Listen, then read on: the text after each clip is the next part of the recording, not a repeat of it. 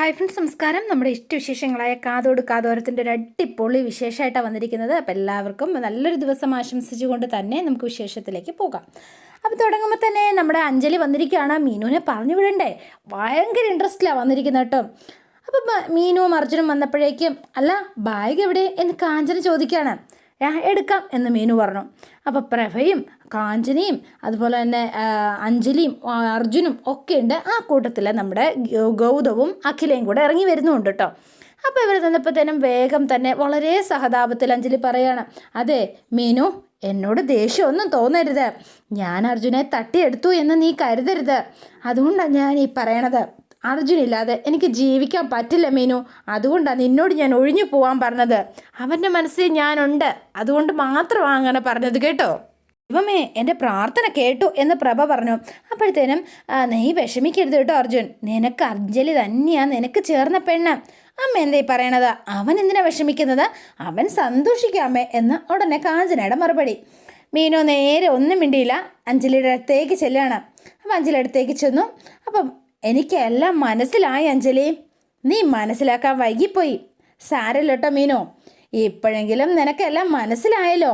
ഒന്നും നോക്കിയില്ല, കാരണക്കുറ്റി നോക്കി പുകച്ചോര എണ്ണ അങ്ങ് കൊടുത്തു. അപ്പം കാര്യങ്ങളൊക്കെ ഏകദേശം വ്യക്തമായി. അപ്പം ഇങ്ങനെ നിൽക്കുകയാണ്. എടി, ഇത് നിനക്കുള്ളത്. പിന്നെ ഇവരമ്മയും ചേച്ചി ആയതിനാൽ ഇതുപോലെ പൊട്ടിക്കാൻ കഴിയില്ല. അതുകൊണ്ട് അവരുടെ വിഹിതം കൂടി നിനക്ക് ഞാൻ തരാം എന്ന് പറഞ്ഞ് ഒരെണ്ണം കൂടി അങ്ങ് കൊടുത്തു. രണ്ട് മൂന്നെണ്ണം മാറി മാറി ചേർത്ത് കൊടുത്തു കേട്ടോ. അപ്പം ഭയങ്കര സന്തോഷമായി നമ്മുടെ അർജുന. അഖിലയുടെ കാര്യവും പറയണ്ടല്ലോ. ഡേ, നീ എന്നെ തല്ലിയല്ലേ എന്ന് ചോദിച്ചാൽ ഇവളുടെ നേരെ കൈ ഒങ്ങുവാണ്. അപ്പം കൈക്ക് കയറി അങ്ങ് പിടിച്ചു മീനു. അപ്പോൾ വേഗം തന്നെ പ്രഭ അങ്ങോട്ട് കയറി കാഞ്ചനയെ ഇടയ്ക്ക് കയറി. വിടടി, നിനക്ക് അത്രയ്ക്ക് ധൈര്യമോ? അപ്പോൾ അഖിലയും ഗൗതവും കൂടെ വന്നു. നിങ്ങളിതിൽ ഇടപെടണ്ട എന്ന് അഖില ഉടനെ തന്നെ നമ്മുടെ കാഞ്ചനയെയും അമ്മേനെയും മാറ്റിപ്പിടിച്ചു. ഗൗതവും അഖിലയും കൂടെ ഈ പ്രശ്നം ഇവർ തന്നെ പരിഹരിക്കട്ടെ എന്ന് ഗൗതവും പറഞ്ഞു കേട്ടോ. അപ്പം അഞ്ജലിയും മീനുവും നേർക്ക് നേരെ നിൽക്കുകയാണ്. എന്താടി നീ കരുതിയത്? നീ പറയുന്നതും ചെയ്യുന്നതും വിശ്വസിച്ച് ഞാൻ എൻ്റെ അർജുനെ ഉപേക്ഷിക്കുമെന്നോ എന്നാണോ നീ വിചാരിച്ചു വച്ചിരുന്നത്? പറയടി. ഞാൻ അന്വേഷിച്ചു, എല്ലാം അന്വേഷിച്ചു. നിങ്ങൾ തമ്മിലുള്ള അടുപ്പത്തിൻ്റെ തെളിവുകൾ നീ എന്നെ കാണിച്ചിരുന്നില്ലേ? ഫോട്ടോസ് എടുത്തവനെ ഞാൻ കണ്ടെത്തി. എല്ലാം അവൻ പറയുന്നത് പോലെ പറഞ്ഞു, പറയിപ്പിച്ചു ഈ മീനു. അറിയോ നിനക്ക്? അപ്പോൾ കാജലയ്ക്കും പ്രഭയ്ക്ക് ചങ്കിലിടുത്തി വീണ പോലെയായി. നിന്നെ അങ്ങനെ വെറുതെ വിട്ടാൻ പറ്റില്ലല്ലോ. നിനക്ക് 2 സമ്മാനമായിട്ട് പൊട്ടിക്കണമെന്ന് എനിക്കുണ്ടായിരുന്നു. അതുകൊണ്ട് അത് ഇവരുടെ മുന്നിൽ വെച്ച് തന്നെ വേണം എന്നും എനിക്ക് നിർബന്ധം ഉണ്ടായിരുന്നു. അതുകൊണ്ട് ആഗ്രഹത്തിൻ്റെ പുറത്താണ് ഞാൻ എല്ലാം വിശ്വസിച്ചു എന്നുള്ള കള്ളം പറഞ്ഞ് നിന്നെ ഞാൻ ഇവിടെ എത്തിച്ചത്. മനസ്സിലായോ നിനക്ക് എന്ന് ചോദിച്ചു. അപ്പോൾ അഭിമാന പുളകിതനായിട്ട് അർജുൻ ഇങ്ങനെ നിൽക്കുകയാണ്. ദേ അഞ്ജലി, ഞാൻ മീനുവിനോട് ഒക്കെ തുറന്നു പറഞ്ഞിരുന്നു. നീയുമായുള്ള പ്രണയത്തെക്കുറിച്ചും മീനുവിനെ കെട്ടാനുണ്ടായ സാഹചര്യത്തെക്കുറിച്ചും ഒക്കെ ഞാൻ മീനുവിനോട് പറഞ്ഞിരുന്നു. ജീവിത അവസാനം വരെ മീനു എൻ്റെ കൂടെ ഉണ്ടാവുമെന്നും നീ എൻ്റെ പുറകെ നടക്കരുതെന്നും പല തവണ നിന്നോട് ഞാൻ പറഞ്ഞതാ. ആദ്യമൊന്നും നീ അത് ചെവിക്കൊണ്ടതേയില്ല. എന്നാൽ ഒടുക്കം നീ പറഞ്ഞു, ഇനി ഞാൻ നിന്നെ ശല്യപ്പെടുത്തില്ല, പഴയതൊക്കെ മറന്ന് നമുക്ക് സുഹൃത്തുക്കളായിട്ട് മുന്നോട്ട് പോകാമെന്ന് നീ പറഞ്ഞിരുന്നു. ഒരു നല്ല ഫ്രണ്ടിൻ്റെ സ്വാതന്ത്ര്യം നിനക്ക് ഞാൻ തന്നിരുന്നു. പക്ഷേ ആ സ്വാതന്ത്ര്യം നീ ദുരുപയോഗം ചെയ്യുകയാണ് ചെയ്തത്. എന്നെ ചതിക്കായിരുന്നില്ലേ? നീ എന്നെ വഞ്ചിക്കായിരുന്നില്ലേ?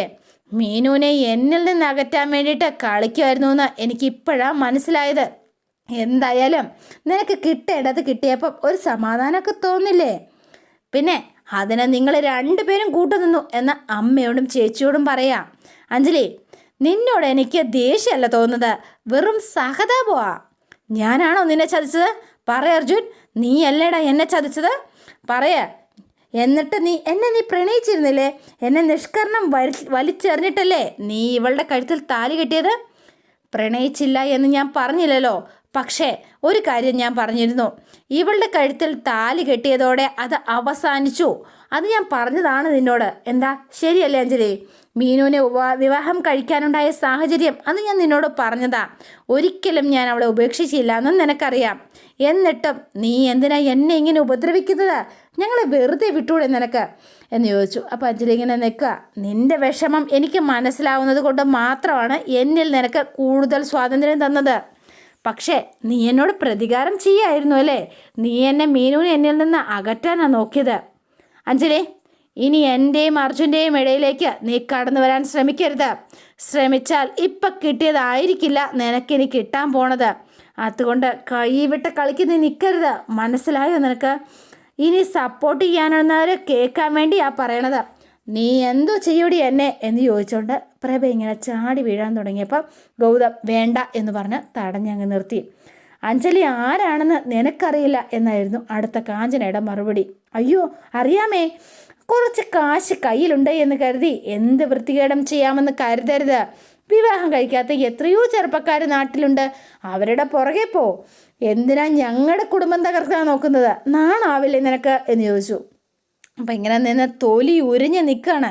ഇതോടെ എല്ലാം അവസാനിക്കണം. ഈ വീട്ടിലിനി നീ മേലിൽ വന്നു പോവരുത്. അവൾ വരരുതെന്ന് പറയാൻ നീ ആരാ? ഞാനോ? ഞാൻ ഇവിടുത്തെ മൂത്ത മരുമകൾ. ഇതുവരെ അമ്മയ്ക്കത് മനസ്സിലായില്ലേ? അഞ്ജലി, നീ ഇനി ഈ വീട്ടിൽ വരരുത്. അർജുനെ കാണുകയോ ഫോൺ ചെയ്യുകയോ ചെയ്യരുത്. ഞങ്ങളുടെ കൺമുന്നിൽ പോലും കണ്ടുപോകരുത്. ഇന്നത്തോടെ എല്ലാം അവസാനിച്ചു. ഇനി ഈ വിഷയത്തെക്കുറിച്ച് ഒരു സംശയവുമില്ല, അല്ലെങ്കിൽ ഒരു സംസാരവുമില്ല. ചില അഞ്ജലി പോവാൻ നോക്ക് എന്ന് പറഞ്ഞു. പറഞ്ഞത് കേട്ടില്ലേടി? പോകാനാ പറഞ്ഞത്. പിടിച്ച് ഞാൻ വെളിയിൽ തള്ളണ്ടെങ്കിൽ പോ. ഞാൻ പോവാം. പക്ഷേ ഈ അപമാനത്തിന് പകരം ചെയ്തില്ലെങ്കിൽ ഞാൻ അഞ്ജലിയല്ല. പിന്നെ ഞാൻ ജീവിച്ചിരുന്നിട്ട് കാര്യമില്ല. ജീവിത അവസാനം വരെ ഒന്നിച്ച് കഴിയും എന്നല്ലേ പറഞ്ഞത്? കാണാം, നമുക്ക് കാണാം. ഇറങ്ങി പോടി എന്ന് പറഞ്ഞു മീനു. അപ്പം അഞ്ജലി ആകെ നാണം കെട്ട് തൊലിയുരിഞ്ഞ് ആ വീട്ടിൽ നിന്ന് പടി ഇറങ്ങി പോവാണ്. എന്നിട്ട് നേരെ പ്രഭയും കാഞ്ചനയും പിന്നെ പറയണ്ടല്ലോ. അപ്പോൾ അവർ രണ്ടുപേരും ഇങ്ങനെ നിൽക്കുകയാണ് കേട്ടോ. അവളെ ദ്രോഹിച്ചാൽ നീ അനുഭവിക്കൂടി, ഇങ്ങോട്ട് വാടി എന്ന് പറഞ്ഞ് കാഞ്ചനയും കൂട്ടി അകത്തേക്ക് ചെന്നു. അപ്പം നമ്മുടെ അഖിലയും ഗൗതവും മീനുവും അർജുനും നിൽക്കുകയാണ്. ചേച്ചി ഇറങ്ങുന്നതും അർജുൻ ചേട്ടൻ എന്താണെങ്കിലും ചേർത്ത് പിടിക്കുന്നതും അഞ്ജലി ചേച്ചീനെ കെട്ടുന്നതും ഒക്കെ കാണാൻ വന്നവരാ. ദേ ഒടുക്കത്തെ ചേകിടത്ത് 3 വാങ്ങിയിട്ട് പോയി. ഭയങ്കര സന്തോഷമായി.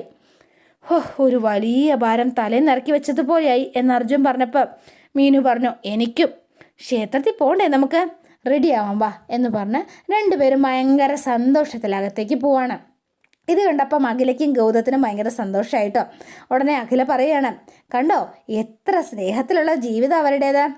ഇവർ ജീവിക്കുന്നത് പോലെ അവർ രണ്ടുപേരുടെ സ്നേഹം കണ്ടോ? അതുപോലെ ആവണം ഭാര്യയും ഭർത്താവും.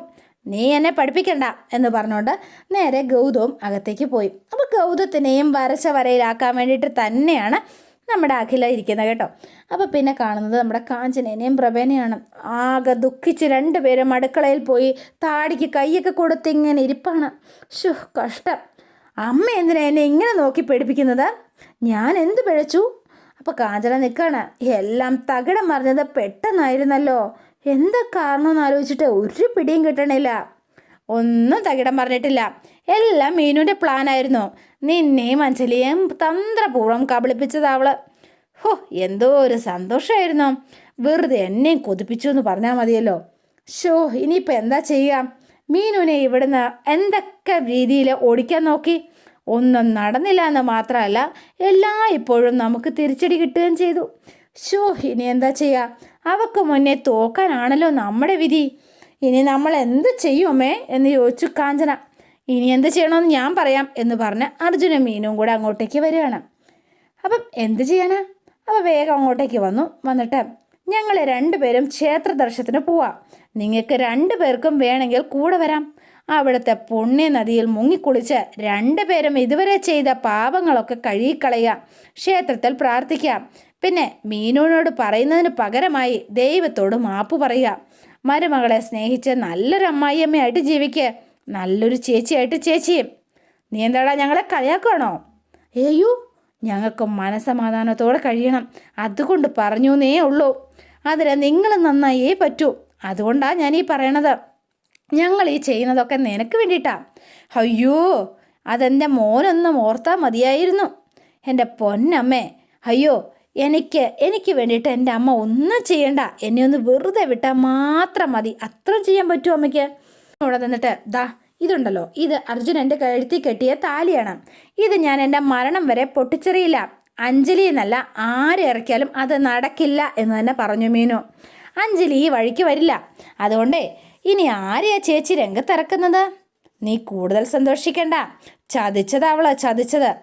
അതെ, അഞ്ജലിയുടെ ശാപം ജീവിതകാലം മുഴുവൻ നിന്റെ കൂടെ ഉണ്ടാവും. അതെ, ഞാൻ ആരെ ചതിച്ചു എന്നാ ചേച്ചി പറയണത്? എന്തു ചതിച്ചു പറ. സ്വന്തം മക്കളുടെ സന്തോഷത്തോടെ ജീവിക്കുന്നത് കാണാനാ ഏതൊരമ്മമാരും കൊതിക്കുക. ഇത് വെറുതെ ഒരു പാഴ് ജന്മം എന്ന് മീനു പറഞ്ഞു. എൻ്റെ അമ്മ ഇങ്ങനെയൊന്നും ആയിരുന്നില്ല. അതേടാ, ഞാൻ ഇങ്ങനെയൊന്നും ആയിരുന്നില്ല. എന്നെ ഇങ്ങനെ ആക്കിയത് ദേ ഇവളാ. നീ ഇവളെ കെട്ടിക്കൊണ്ട് കൊന്നതിന് ശേഷമാണ് ഞാനിങ്ങനെ ആക്കിയത്. അറിയോ നിനക്ക്? അതെ, അമ്മ ഇങ്ങനെ ആക്കിയത് മീനു അല്ല, ദേ ഈ നിൽക്കുന്ന ചേച്ചിയാ. അറിയോ അമ്മയ്ക്ക്? അത് മനസ്സിലാവുന്നുണ്ടോ? ഒരപേക്ഷ എനിക്കുള്ളൂ.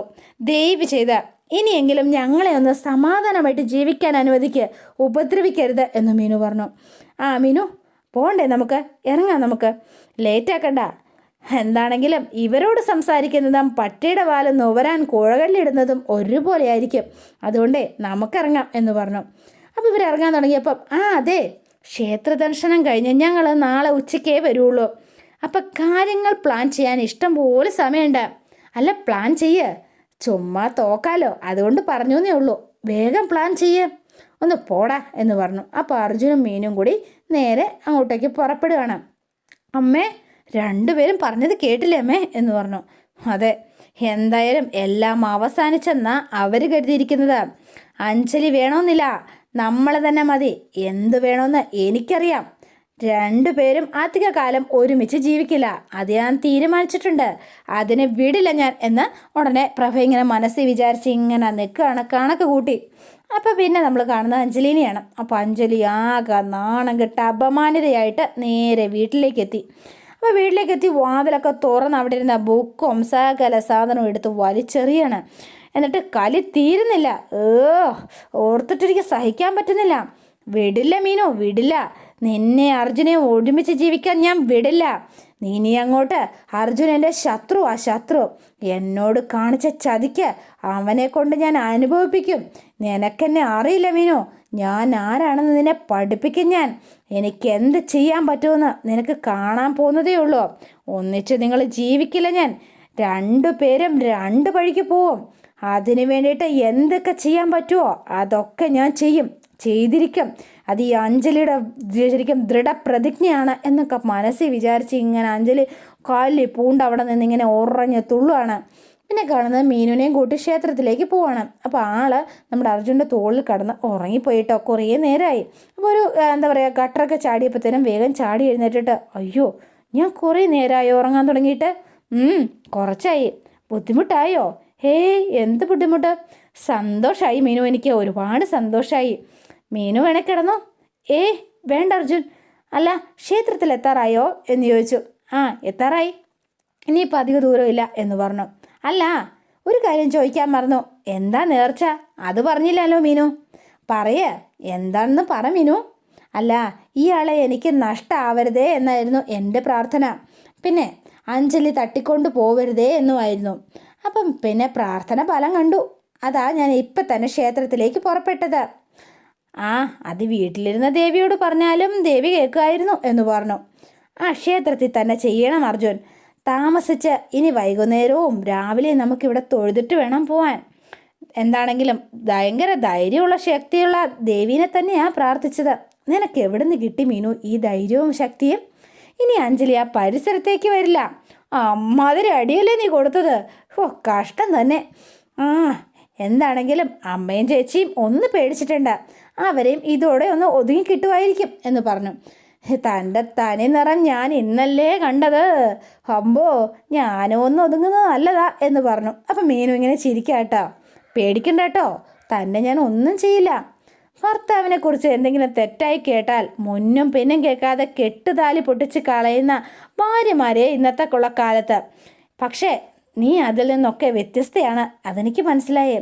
എന്നെ വിശ്വസിച്ചതിനും കൂടെ നിർത്തിയതിനും ഒരുപാട് നന്ദി മീനു.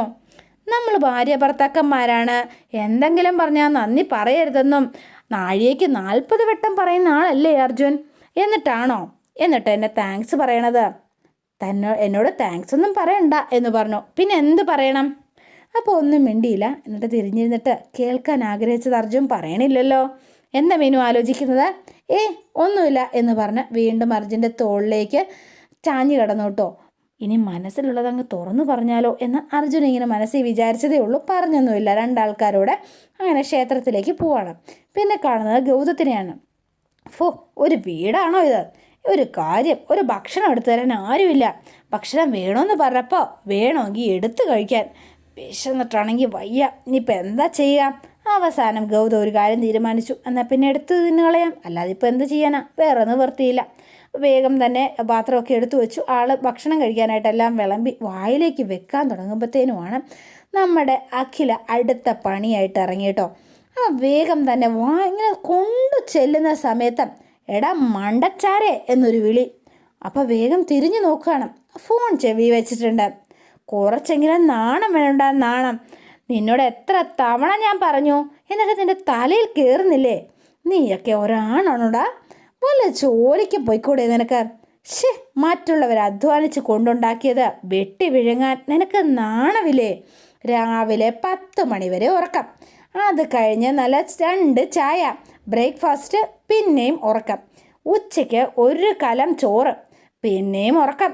അതിനുശേഷമോ വൈകുന്നേരം എണ്ണ പലഹാരമില്ലാതെ ചായ കുടിക്കാനേ പറ്റില്ല. രാത്രി മൂക്കറ്റം കുടിച്ചിട്ട് വരും. അതിന് മേലെ 40 ചപ്പാത്തി. എന്തോരെ ഇത്, കഷ്ടം തന്നെ. നിനക്ക് എന്തെങ്കിലും ഒരു ജോലിക്ക് പോയിക്കൂടെ?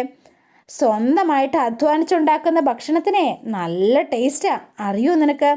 അപ്പം ഈ അഞ്ജലി നമ്മുടെ അഖില ഫോണിൽ സംസാരിക്കുന്നതാണോ അതോ തന്നോട് സംസാരിക്കുന്നതാണോ എന്ന് ഗൗതത്തിന് ആകെ ഒരു സംശയം.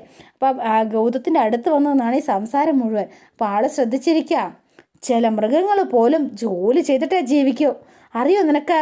ഉദാഹരണത്തിന് കഴുത. അപ്പോൾ വേഗം ഞെട്ടിത്തിരിഞ്ഞ് നോക്കുക. അല്ല, നിനക്ക് എന്തെങ്കിലും വയ്യായികയുണ്ടോ? ഇല്ലല്ലോ, നല്ല ആരോഗ്യമുണ്ട്. അധ്വാനിച്ചൂടെ? എന്താ ഇത്? കയ്യും കാലും ഒടിഞ്ഞിട്ടില്ല, കണ്ണും കാണാം. പിന്നെ എന്താ നിന്റെ പ്രശ്നം? ഒരു ജോലിയും ചെയ്യാതെ കണ്ടവരുണ്ടാക്കിയത് തിന്നുക. ചേച്ചി വളരെ മോശം. ഓർക്കാൻ പറ്റുന്നില്ല. നല്ല അട്ടി തരാൻ എനിക്ക് തോന്നുന്ന. എടി എന്ന് വിളിച്ചു. എന്തിനാടാ ഒച്ച വെക്കുന്നത്? മിണ്ടിപ്പോയാ നിന്നെ കൊല്ലും ഞാൻ എന്ന് പറഞ്ഞു. അപ്പം വേഗം തന്നെ ഗൗതം എടി അഖിലേ എന്ന് വിളിച്ചു. അപ്പം ഫോൺ മാറ്റി വെച്ചിട്ട് എന്തിനാ ബോസ് ദേഷ്യപ്പെടുന്നത്? ഞാൻ ഫോണിൽ ഒരുത്തനെ വെറുതെ വേണ്ടത് കൊടുക്കുക. അവനെ ഒരു ബോസെ 1 മിനിറ്റ്. അതെ, ആഹാ അങ്ങനെയാണോ? അയ്യോ, ഞാൻ വെറുതെ തെറ്റിദ്ധരിച്ചോ. ഞാൻ കരുതി ഇവളെ എനിക്കിട്ട് വേണ്ടി എൻ്റെ നേരെ ഒളിയം പെറിയുവാണെന്ന്. സംസാരിക്കുമല്ലേ, എമക്കെന്ത് കാര്യം എന്ന് പറഞ്ഞ് വീണ്ടും വായിലേക്ക് എടുത്തു വെക്കാൻ തുടങ്ങി. എടാ നാണം കിട്ടവനെ. അപ്പം വീണ്ടും നിർത്തി. ഞാൻ ഇത്രയും പറഞ്ഞിട്ടും എൻ്റെ തലയിൽ കയറിയില്ലേ? നീ വീണ്ടും ഫുഡ് എടുത്ത് വായി വെക്കാൻ തുടങ്ങുവാണോ? എടി അഖില എന്ന് പറഞ്ഞ ചാടി അങ്ങോട്ട് എണീറ്റു. എന്താ ബോസ്? എന്താ നീ ആരോടെ സംസാരിക്കുന്നത്? അതോ എൻ്റെ ഫ്രണ്ടിൻ്റെ ഒരു ഏട്ടനാ. ഒരു ജോലിക്കും പോവില്ലാന്നേ, തീറ്റയും വെള്ളമൊടിയും മാത്രമേ ഉള്ളൂ. അതുകൊണ്ട് ഫ്രണ്ട് പറഞ്ഞതിനാൽ ഞാൻ അവനെ വിളിച്ചൊന്ന് വരട്ടുമായിരുന്നു. എന്താ, ഞാൻ നിന്നെ പറഞ്ഞല്ലോ കേട്ടോ, നീ വെറുതെ തെറ്റിദ്ധരിക്കണ്ട. അല്ല, എന്താ ബോസ് ഇങ്ങനെ നോക്കുന്നത്? നീ എന്നെ കൊള്ളിച്ച് തന്നെയാ പറയണത്. അയ്യോ അല്ല, ഒരിക്കലും അല്ല. നീയും അവൻ്റെ കൂട്ടത്തിൽപ്പെട്ട ആളായതുകൊണ്ട് നിനക്ക് തോന്നുന്നതാ. നിന്നോട് പറയാനത് നിന്നോട് ഞാൻ നേരിട്ടങ്ങ് പറഞ്ഞാൽ പോരെ.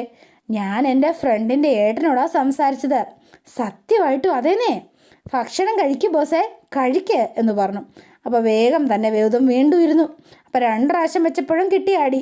അപ്പോൾ 3ാമത്തെ പ്രാവശ്യം വീണ്ടും കുഴച്ചെടുത്ത് വെക്കാൻ തുടങ്ങുകയാണ്. വെട്ടി വിഴുങ്ങ. നിന്നെ പോലൊരു നാണം കെട്ടവൻ ഭൂമിക്ക് ഭാരവാ, വെറും വേസ്റ്റ്. അല്ല, ഭക്ഷണത്തിൽ കൈ വെക്കുന്നതിന് മുൻപ് വീട്ടുകാരെ എത്ര വിയർപ്പൊഴുക്കിയാ ഉണ്ടാക്കിയതെന്ന് ആലോചിച്ചതിന് ശേഷം മാത്രം നീ കഴിക്കുക. നീ ഒന്നും പറയണ്ട, വെക്കടാ ഫോൺ എന്ന് പറഞ്ഞ് ഫോൺ വെച്ചിട്ട് അഖില പതുക്കെ അവിടെ നിന്ന് സ്കൂട്ടായിട്ടോ. ഇവളെന്തൊക്കെയാണ് പറയണത്? അപ്പോൾ കുറച്ച് നേരം ഇങ്ങനെ ഭക്ഷണത്തിൻ്റെ മുന്നിലിരുന്നു. ഇനിയിപ്പോൾ എന്താ ചെയ്യുക? അപ്പോൾ കഴിക്കാൻ തോന്നില്ല.